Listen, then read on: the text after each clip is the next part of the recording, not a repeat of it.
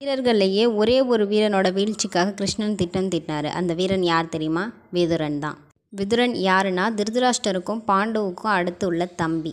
கௌரவர்களுக்கும் பாண்டவர்களுக்கும் சித்தப்பா தான் விதுரர். இவர் எங்கே சண்டை போட்டார் ஆயுதம் எடுத்து அப்படின்னு தானே பார்க்குறீங்க. ஆனால் எதனால விதுரனுக்கு எதிராக திட்டம் தீட்டினார் கிருஷ்ணன்?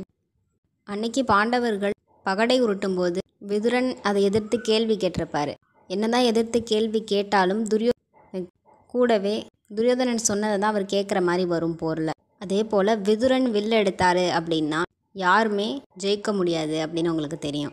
விதுரன் ஒருவேளை பாண்டவர்களுக்கு எதிராக போரிட்டார் அப்படின்னா கண்டிப்பாக கௌரவர்கள் தான் ஜெயிப்பாங்கன்னு கிருஷ்ணனுக்கு தெரிஞ்சிருக்கு. பாண்டவர்கள் தான் ஜெயிக்கணும் அப்படிங்கிறதுக்காக கிருஷ்ணன் ஒரு திட்டம் தீட்டுறாரு. அப்போ விதுரனை கௌரவர்கள்கிட்டேருந்து பிரிக்கணும் அப்படின்னு நினைக்கிறாரு. பாண்டவர்களுக்காக கிருஷ்ணன் தூது போகிறாரு. அப்போ அங்கே திருதராஷ்டிரன் தடபுடலான ஏற்பாடோட வரவேற்கிறதுக்காக வெயிட் பண்ணிட்டு இருக்காங்க. சபைக்கு வரத்துக்கு முதல் நாள் இரவு கிருஷ்ணன் யார் வீட்டில் தங்கணும் அப்படிங்கிறதுக்காக கேள்வி எழுப்பப்படுது. அப்போது கிருஷ்ணனை எல்லாரும் எங்கள் வீட்டில் தங்குங்க, எங்கள் இடத்துல தங்குங்க அப்படின்னு சொல்கிறாங்க. கிருஷ்ணன் நான் விதுரன் இடத்துலேயே தங்குறேன் அப்படின்னு சொல்லிடுறாரு. மறுநாள் காலை ஆயிடுச்சு. கிருஷ்ணன் பாண்டவர்களுக்காக வாதாடுறாரு. துரியோதன் ஒரு ஊசி முனை இடத்த கூட நான் பாண்டவர்களுக்கு தரமாட்டேன் அப்படின்னு சொல்கிறாரு.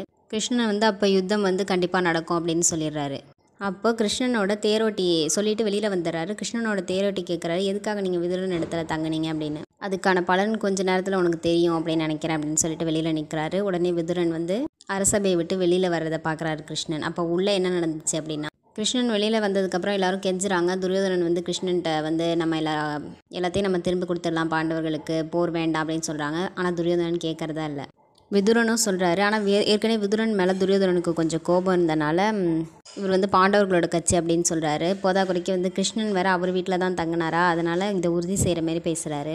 உடனே விதுரனை ரொம்ப நிறைய திட்டிடுறாரு. துரியோதனன் தாசியோட புதல்வன் அப்படின்னு சொல்லி திட்டிடுறாரு. ரொம்ப கோபம் வந்துடுது விதுரருக்கு. உடனே நான் இந்த சபையை விட்டு இப்பயே வெளியில் போகிறேன் அப்படின்னு சொல்லி சத்தம் போடுறாரு. எனக்கு இங்கே இனிமேக்கு வேலை இல்லை, இங்கே எல்லாருக்கும் உங்களோட அழிவு காலம் கூடிய சீக்கிரம் நெருங்க போகுது அப்படின்னு சொல்கிறாரு விதுரர்.